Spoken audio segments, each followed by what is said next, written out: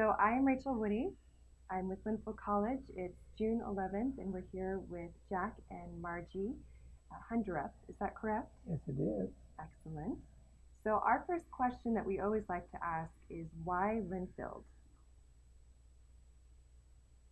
Well, both of us had a Baptist background initially, Mm-hmm. and so we had an affiliation with Linfield through the Baptist denomination. And Marge actually had an uncle who was a trustee at Linfield for a period of time. We had that in common with Baptist background. Well, I had a scholarship that I thought was huge back then. It was all of $75. That probably was huge back then. It covered half the cost, didn't it? Wow. So my next question for you would be, how did you two meet? At Linfield. Marge can tell you about how the sorority had to have was having a dance, and she needed a partner. I had saved up. My grandfather used to give me a nickel or dime or something off and on, and I would save them up. I always saved them. I didn't spend them. And I came to Linfield, and you were in the business office. And so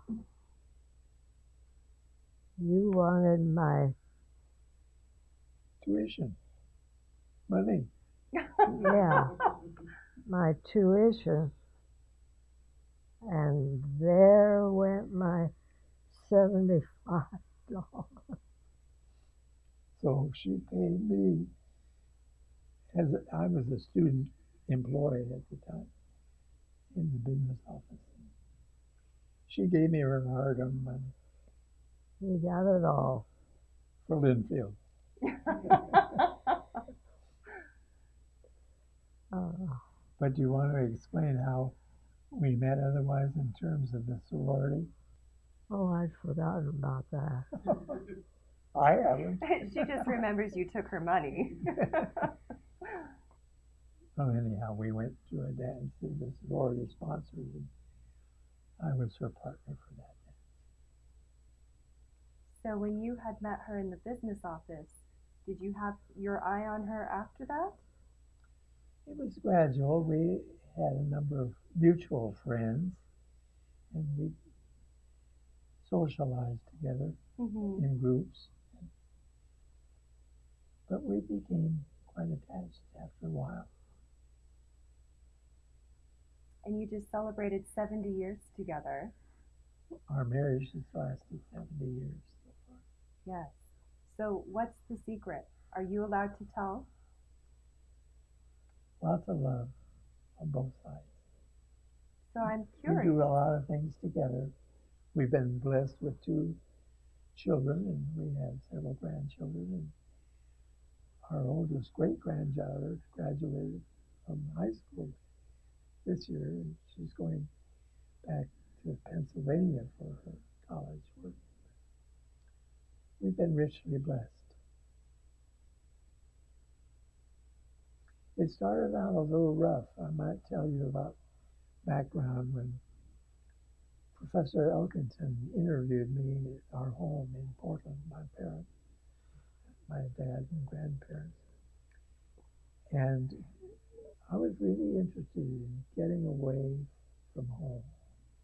Like a lot of kids at 18, I had a scholarship given to me to read, but I exchanged it later for Linfield. And I got a letter from Mr. J.K. Riley, who was at Linfield at the time.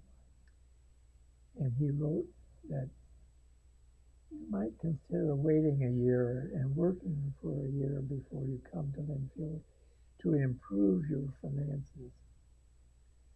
Well, my dad knew Dr. William Graham Everson, who was president of Linfield at that time. And when I got that letter from Mr. Riley, I was so heartbroken to think that I was going to go to Linfield and be out of town on my own at a college. My dad called Dr. Everson, whom he knew well, and he said, "You tell Jack to come to Linfield if I have to pay his way." He said that. So I came to Linfield. And I worked on campus, 27 cents an hour, working in the commons. And then later transferred over to the business office. But a year later, when I got to meet Marge in the business office. But we had a very good education at that institution. I felt that the scholarship level was high. And I was able to graduate in 3.5 years, not summer school, just regular, and graduated summa cum laude at Linfield and had graduate offerings at Northwestern University in Chicago and Evanston, and I got an assistantship there. And after Marge graduated, the year after I did, she graduated on Sunday and we got married on Friday the following. Wow. And took the train back to Chicago as our honeymoon trip so I could get started with her at Linfield at Northwestern. And we've been together ever since. Yeah. So, what did you do with your degree after Linfield? I was a CPA. I earned my certified public accountant certificate in Illinois, took the tests, and I got my master's at Northwestern in business administration.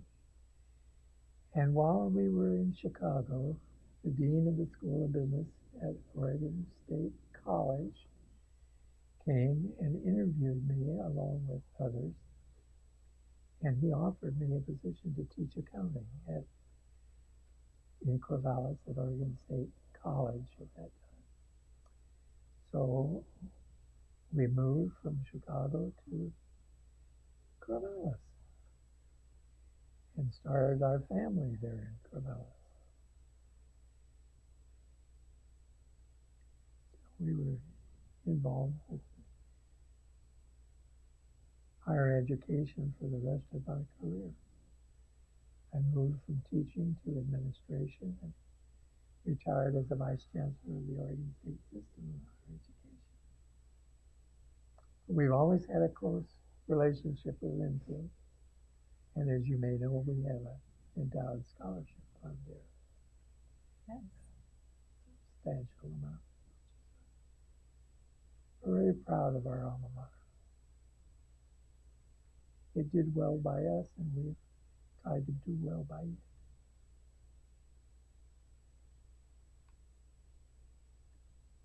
Want to add anything to that, Susan? Sounds good to me. So, let's get back to your Linfield days for a moment. You were both very involved in the Linfield activities beyond the classroom. What were some of your favorite things that you were involved in, such as the sorority? Well, I was in a fraternity. She was in the sorority. We both worked part-time there. And I worked on the campus during the summer as well. And one of the cute things about this is during the war, Dr. Dillon, who became president while we were there, got a part-time job at Camp Adair near Corvallis. And he would come to the office in the evening and dictate responses to correspondence. I transcribed and gave him the letters to sign the next night when he came in briefly to do that.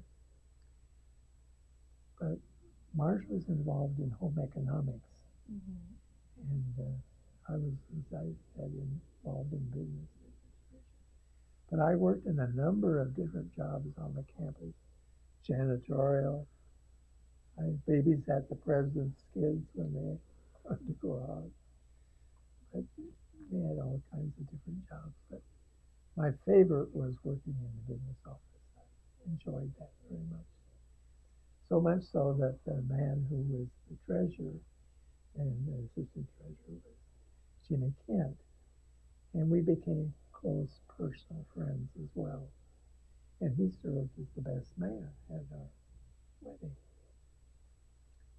Marge was a home ec major, and she prepared to teach. But I had come from a family situation which seemed to rob me of the normal routine for a married couple. And we agreed that she would be a homemaker, and I would be the wage earner. And we stayed that way during our married life. I'd cheat her out of the job, right? So, Marge, I know that you were also, I believe, Maid of Honor during one of the May Queen celebrations. Well, I was. I don't know if there's much to say about it.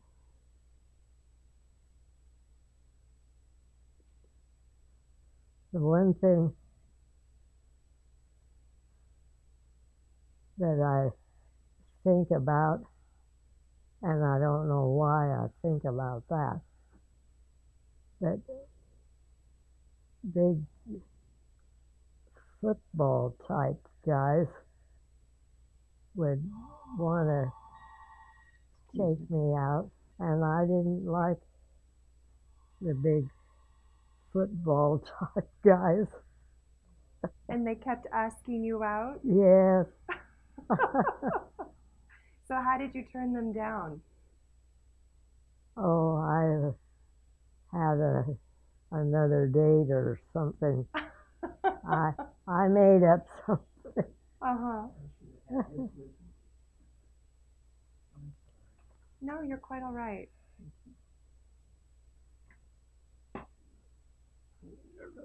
Did you finish? Marge was just telling me that all the football type guys would ask her out, and she would turn them down by saying that she already had another date.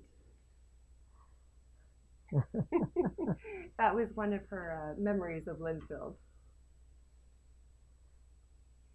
So you both attended Linfield in the 1940s. Could you speak a bit about what it was like back then and then how you've seen it change? Well, it certainly has grown in numbers. The quality of the teaching, I think, is much the same as it was, maybe a little better, but it was really very good when we were there. There was a close personal relationship between the student and the faculty person. The closeness was very attractive. It was great. We had many wonderful friends who were faculty members that we continued to have contact with after we graduated.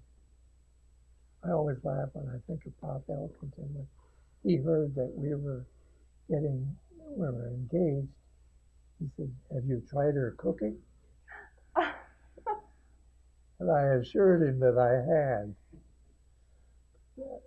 We had a very good, in fact, I kept in correspondence with Prof. Elkington until he died. For many, many years we were close friends. Mm-hmm.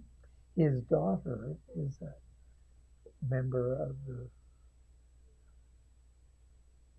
Hillside family. Her husband and she live just down the street a little ways from us. Wonderful. Yeah.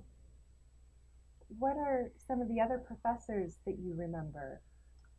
Well, Prof. Whitman was a great English prof, and you were especially fond of another English prof at Linfield, weren't you, Marge?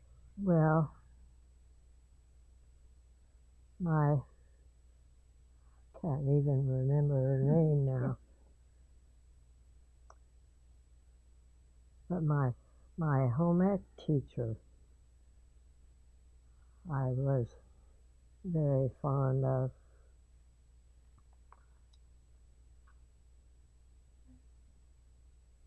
Stein Jonason was another one that we had praise for. He did a good job. We had a good relationship with our faculty.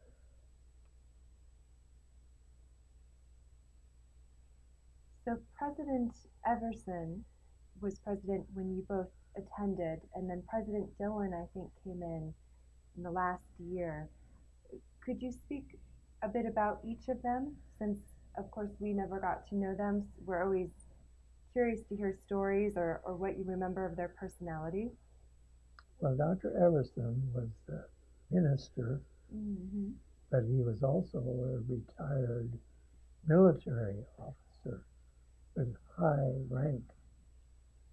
And he had a military attitude about a lot of things getting them done, but also, since he was a minister, he had that interest as well. President Dillon specialized in economics, and fortunately, when classes were small, we had difficulty getting all of the courses that we really needed for our degrees. And he was nice enough to have reading and conference courses that I could get my credits for more quickly than if we waited for that full academic year. That's why I was able to finish in 3.5 years without summer school, because they didn't have summer school those days at Linfield. They were very different personalities. President Dillon was a good administrator in trying to get money for the institution. And I always remember the time that he came to Chicago and we met at the North Shore Baptist Church, and he waved over to me and he says, "Jack, do you know J.L. Kraft?" I said, "I know J.L. Kraft very well, Kraft Foods." Very wealthy man. And Harry Dillon says to me, "He could help Linfield a lot, Jack. Introduce me to him." So I did. J.L. Kraft was a very wealthy food man. His name implies it was Kraft Foods. But he was a very fine gentleman, too. And he was a close friend of our pastor in Chicago, who had been our minister for a time in Portland. Mm. There's all kinds of different connections. Mm-hmm. I hadn't thought about him in a long time, but he was a nice man, J.L. Kraft. And we got to know him well. We were his guests at lunch several times, and that was nice.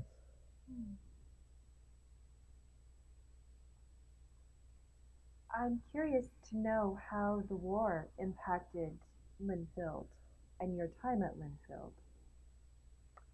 Well, the saddest day of my life was the day that I went to Portland for my interview for the military. I was in the Navy Reserve. And unfortunately, I got the report that I was rejected because my physical indicated that I had had tuberculosis, and I had no knowledge that while I was at Linfield that I had tuberculosis, but I did. So I was a 4F, and I was a junior, and all my friends at Linfield were going off into military service, and here I was, a 4F. What was I going to do? I went back to Linfield that same day, and I said to myself, face it, you aren't going to be in the military, but you could finish your education, and that's better than not doing anything else. So that's what I did, and it was a good decision, hard though it was. You know, it just broke my heart to think that I had been rejected. But it drained Linfield of most of its male students. Those of us who were left were 4F, and we were few in number, but we stuck together and had a good education as a result. I think of your dear little grandmother. Remember Romans 8:28. She'd say that over and over. All things work together for good. Yes. I was reared by my grandparents because my mother died when I was 4 and left 3 small children. I was the youngest at 4. But we were raised then by my grandparents who had come earlier from Denmark as immigrants to the United States. And they devoted the rest of their lives to raising 3 kids, 4, 6, and 8 in years. My dad was an evangelist, and he was only with us for brief times. So my grandparents were really my parents.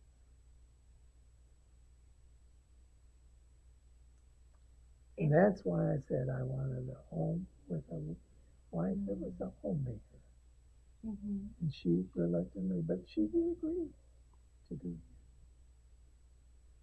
And it's lasted. So far, so good. So far, so good.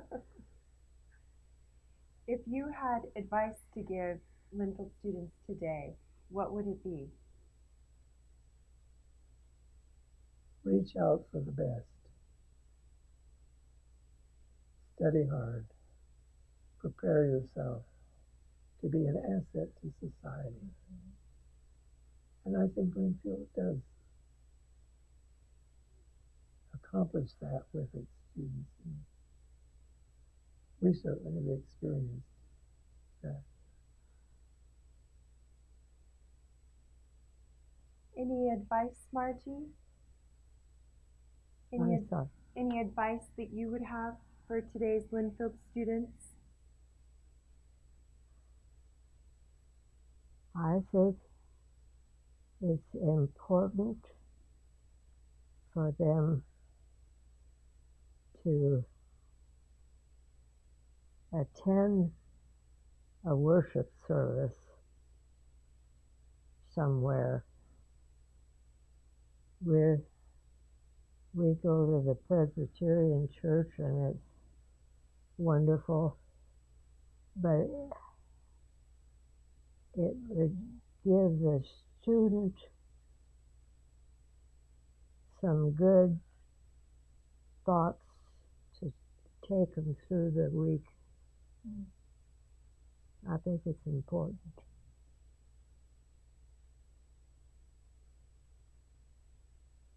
Ours mentioned that we're now Presbyterians. We've been Presbyterians for many years, ever since we came to Corvallis, because we were greeted as new residents by some women from the First Baptist Church who came calling with their hats and gloves and all a appropriate at that time.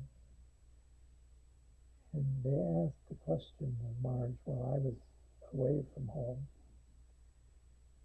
what does your husband do? He teaches at Oregon State. Oh my, what a disappointment. All that religious training, and he's teaching at Oregon State? And she said it had just gone to waste. We changed and became Presbyterian. And we've been there ever since. You know, Linfield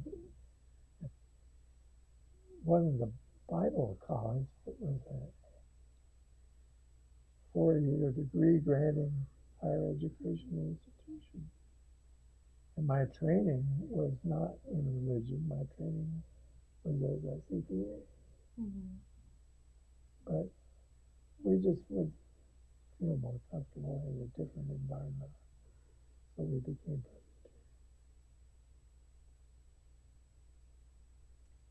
Well, having known Linfield as long as you have, where do you see it going in the future, or where would you like to see it go?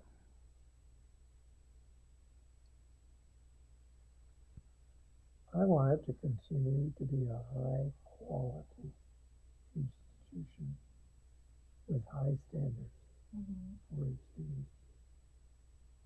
And I believe in it, it does that. I think it attracts a good number of students who are willing to work hard to get their degree and contribute to society.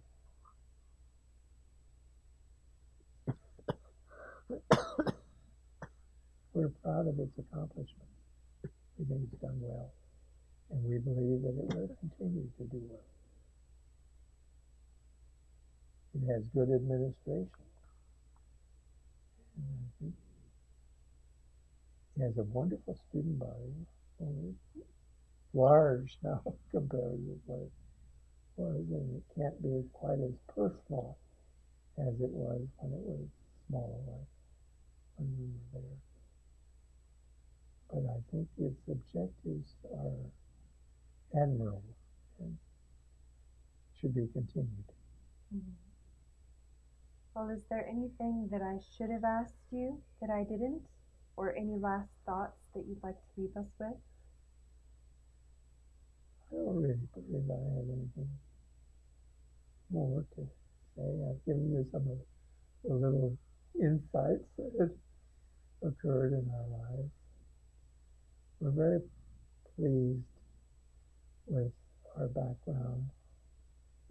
We've been very fortunate to have what we have in our background. And we're proud of our alma mater. We hope it continues to do well. Well, thank you both so much for your time. We'll go ahead and conclude the formal part of the interview.